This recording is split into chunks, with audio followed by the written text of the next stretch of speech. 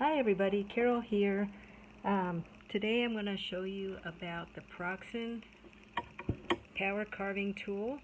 First thing you'll notice, it's a heavy duty tool. It's got a long cord, comes in with a sturdy box and several bits. Just to go over the bits real quick, we got some straight bits. Here's a rounded straight bit. These are curved gouges and some V gouges. I'm just going to show you real quick what they can do. I'm going to move this here. I got this board that I stained blue a little bit just so you'd see the cuts. As you can see, I started because this is actually take 2. And for lettering, I like to choose the V, the deep V. And you see it just screws on there real nice. And what we're going to do is turn it on. It's nice and quiet. Nothing happening until you actually put pressure on the tool. Now let's go for the E this time. We're going to start here, push in a little bit. I like to turn it around and come from the other side just to keep it neat. You see it makes a fairly neat thing. I could do better if I had a little more room for making signs and things. It's really nifty. Okay. That's lettering. Another use for this is drawing. What I'm going to do is take this V off. You can see I started a flower over here. So we're going to get a U, kind of a U-shaped gouge. And put that on nice and tight. See how handy it is? Just everything is done by hand. And we're going to do another petal. We start from the outside.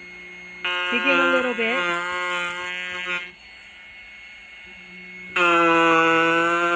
You make it as deep as you want.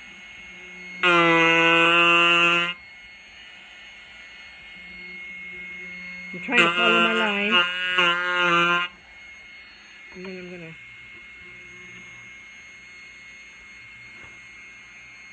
to curve in from this side. I kind of messed it up a little bit.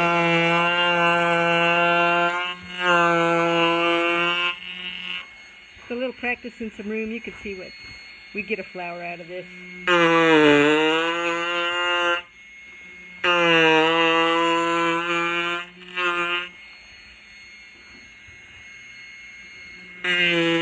The wood I'm using is a pine, and I would suggest that basswood is a better choice.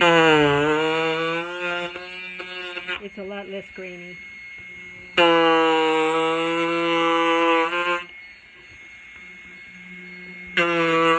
Anyways, I could get carried away, but that's how you could make a flower. And you go in, of course, and do the middle. Okay, so that would be drawing. Carving, I'm going to take this bit off and maybe go with the straight bit. I'll show you something over here. I've been working on this little man. He's always kind of a hillbilly, or maybe an old western guy with a long coat. Anyways, turn the power carver on and let's see what we can carve. We want his hat a little round, so let's go for that.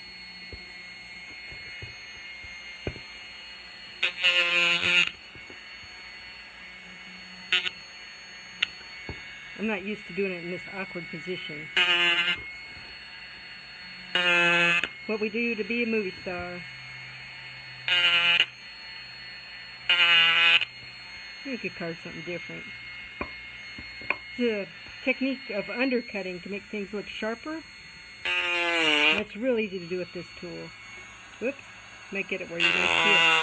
You see I'm going up and under for his coat.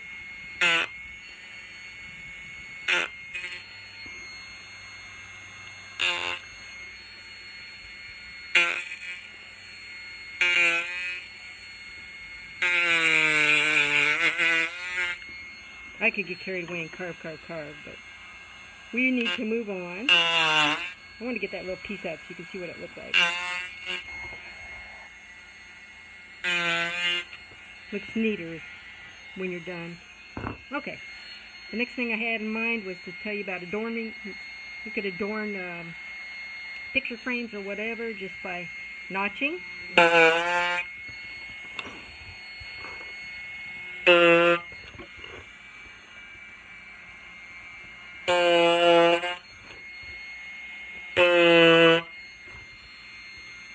This is a great tool for chip carving if you're into that, and I'll show you what chip carving is. This is an example of chip carving. You see where that's a hobby in and of itself. I haven't really picked it up. A friend did this for me. But another thing that Proxxon Tools made a sharpening tool that you can see it has the profile of the various things, so they're real easy to sharpen. You just find the profile you need and rub it real easy. And there's profiles for all of them. It comes in a sturdy box. It's a lot of fun. I want to give it a little more practice and come up with some really neat things, and I'll probably show you that in the future. But for now, that's it. That's the Proxxon carving tool, and I think anybody would enjoy it.